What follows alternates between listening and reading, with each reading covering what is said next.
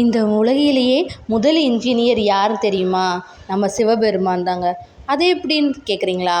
ஒரு கட்டிடமோ வீடோ அமைக்க வேண்டும்னா இன்ஜினியரின் வரைபடம் தான் ரொம்ப முக்கியம். அதே மாதிரி தாங்க நம்ம மதுரை மாநகரம் உருவாக வரைபடம் அளித்தவர் யார் தெரியுமா? மதுரையை ஆளும் சொக்கநாதர் தான். ஆமாங்க. குலசேகர பாண்டிய மன்னனுக்கு மதுரை நகரை எப்படி அமைப்பது என தெரியாமல் குழம்பினான். தீர்வு வேண்டி சொக்கநாதரை வழிபட்டான். அப்போது சித்தர் வடிவில் வந்த சொக்கநாதர் கோவிலை தாமரை முட்டாகவும் அதை சுற்றி அமையும் வீதிகளை இதழ்களாகவும் கருதி நகரை உருவாக்க வழிகாட்டினார். இதன்படியில் சொக்கநாதரின் உலகின் முதல் இன்ஜினியர் என்று சொல்வதில் மிகையில்லை. அப்பேற்பட்ட சொக்கநாதருக்கு நிறைய பெயர் இருக்குது.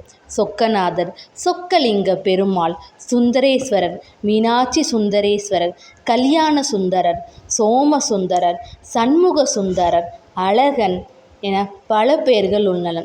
அபிஷேக சொக்கர், அழகிய சொக்கர், கடம்பவன சொக்கர், புழுகுநெய் சொக்கர், அழகிய சொக்கர், கற்பூர சொக்கர், மதுரரேசர், இறையனார், பேராளவாயார் என பல பெயர்கள் உள்ளன.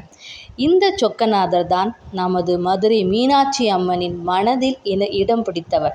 அது மட்டும் இல்லாமல் மதுரையை எவ்வாறு அமைக்க வேண்டும் என உலகில் முதல் இன்ஜினியராக திகழ்ந்தவர். எங்களோட ஸ்டோரி ஸ்டுடியோ லக்ஷ்மியில் இதை மாதிரி நிறைய தகவல்களும் திருத்தலங்களும் பார்க்கலாம். உங்களுக்கு இந்த வீடியோ பிடிச்சிருந்துச்சுன்னா லைக், கமெண்ட் பண்ணுங்கள். மறக்காமல் உங்கள் ஸ்டோரி ஸ்டுடியோ லக்ஷ்மியை சப்ஸ்கிரைப் பண்ணுங்கள்.